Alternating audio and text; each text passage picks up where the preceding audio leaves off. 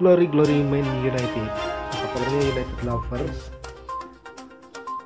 Kita akan membahas tentang masalah apa yang sedang dihadapi oleh Manchester United, di mana 55 tembakan dalam 2 pertandingan terakhir mereka tidak bisa mencetak gol dan malah kalah 1-0.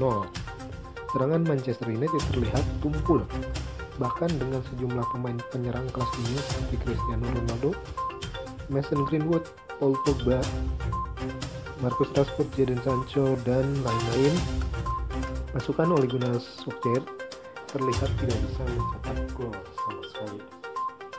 Yang pertama tentu taktik dari sang manajer Ole Gunnar Solskjaer yang nampak menurunkan pemain berdasarkan solidaritas menit bermain dan atas keadilan. Dalam 2 laga dan berikut kalah seperti dari West Ham di anak terkira di IPL, Ole enggan mengganti atau telat mengganti pemain yang jelas bermain. Padahal United perlu mencetak gol secepatnya dengan jumlah serangan yang sangat masif dan tapi terus-menerus gagal diselesaikan dengan baik. Taktik pragmatis melawan tim yang bertahan seperti Aston Villa juga bukanlah ciri dari Man United. Alih-alih memainkan pandemik yang lebih menyerang, Ole malah memberi gol McFred yang sangat kurang dalam membantu tendangan untuk bermain yang begitu dominan. Seolah United akan menghadapi tim kuat semacam Real Madrid atau Manchester. Yang kedua adalah ketakutan dan manajemen sendiri yang selalu mengamankan jabatannya dan bermain dalam pertandingan. Tidak ada keberanian untuk mengambil resiko. Keputusannya diambil dengan terlambat dan sangat subjektif. Posisi sebagai manajer klub terbesar di dunia tentu sangat diidamkan oleh OGS dan ia tidak mau begitu cepat untuk dipecah. Yang ketiga adalah dukungan petinggi United. Meski berusaha memperbaiki hubungan fans, pemilik United yang sebenarnya tinggal menjadi semua yang diperlukan tim. Lini tengah sebagai bagian paling vital justru tidak menemukan pemain baru, terutama di posisi gelandang bertahan. Akibatnya back sekelas Rafael Varane dan Harry Maguire nampak bodoh dipermainkan oleh para pemain seperti Young Boys dan Aston Villa. Dan terakhir tentunya adalah peraturan sendiri, di mana ada beberapa pemain yang sudah tidak layak berada di starting 11 lagi. Posisi mereka mestinya sebatas bermain di cadangan dan dimainkan hanya jika pemain inti berhalangan. Pemain seperti Juan Mata, Anthony Martial, dan Fred semestinya hanya bermain jika United sudah dalam posisi unggul. Wan-Bissaka, McTominay, Lingard, bahkan Greenwood adalah pemain bagus dan berkualitas. Namun ada pemain yang lebih baik berada di starting 11 daripada mereka seperti Fabinho, Edinson Cavani, dan Diego Dalot. Pertandingan menghadapi Villarreal merupakan pertandingan kedua di ajang Liga Champions dalam kualifikasi grup musim 2001-2022. United telah kalah 1 kali di kandang Young Boys dan tentunya mempersulit posisi mereka untuk lolos sebagai juara grup.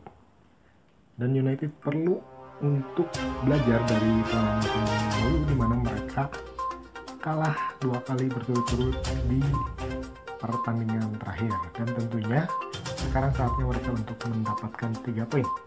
Pertanyaannya adalah apakah Ole Gunnar Solskjaer berani untuk memasang pemain menyerang atau justru dia kembali bermain aman dan dengan bodohnya membiarkan McTominay dan Fred menjadi nyawa di lini tengah.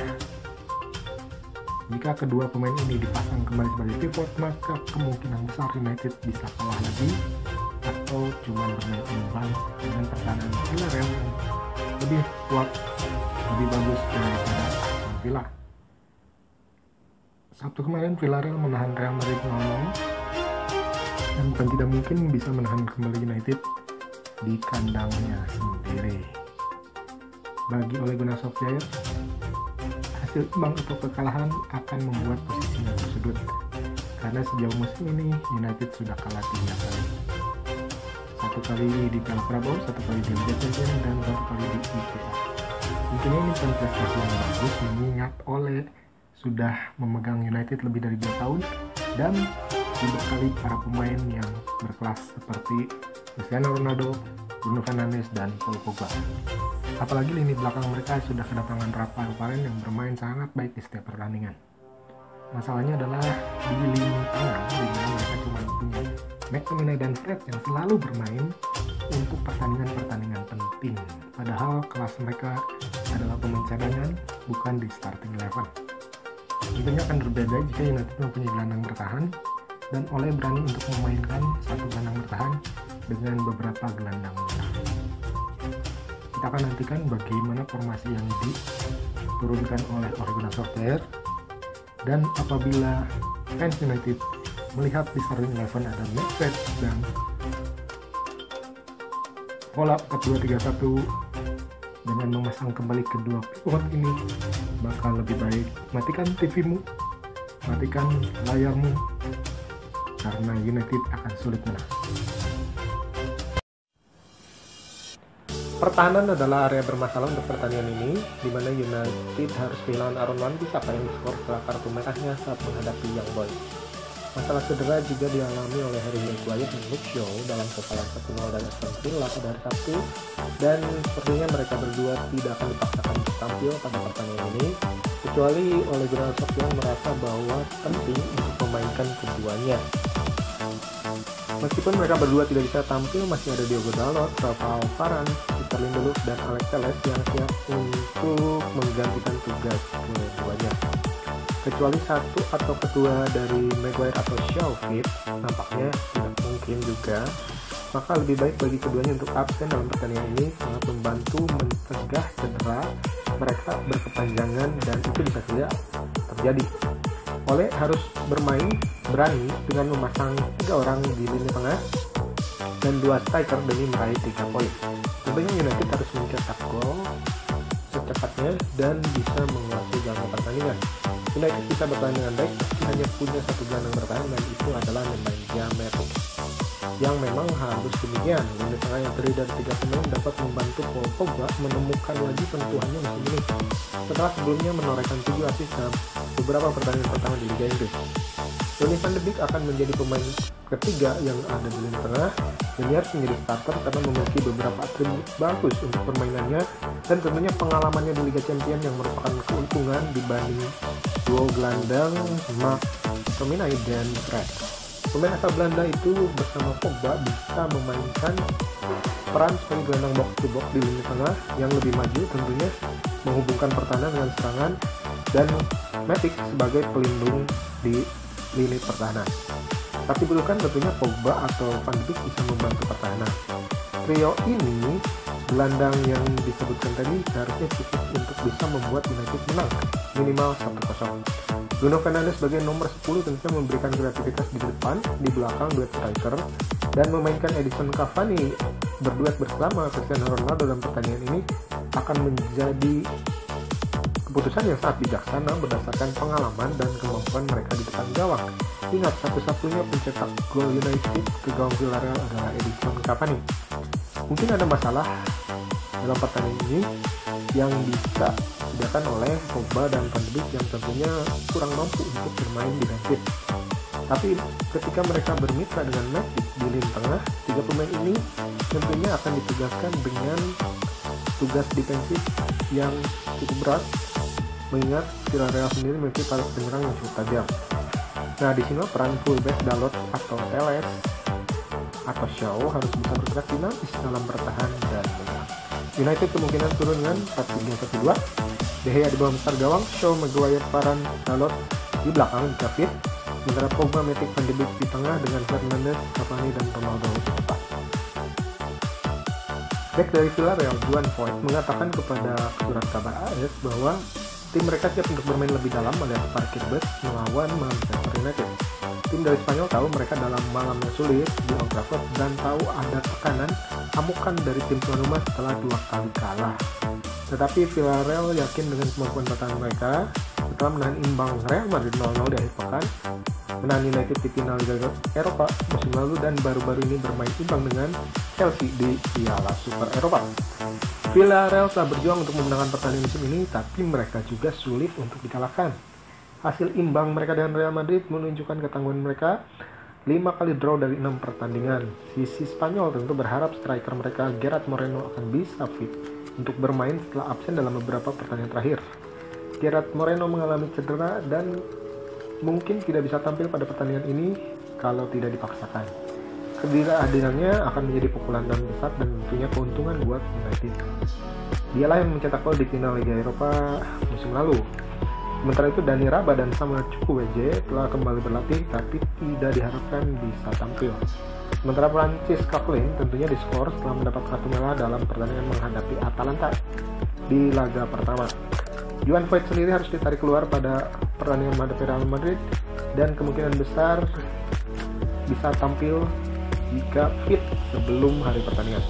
Villarreal tentunya akan mempertahankan pola 4-3-3. Rulli di bawah Mister Gawang, Voigt, Albiol, Torres, Pedraza di belakang, Kepawe, Parejo, dan Iborra di tengah, serta Pino, Dia, dan Gerrard jika fit akan tampil di lini depan. Statistik kunci: Man United dan Villarreal telah bentrok 5 kali hingga saat ini.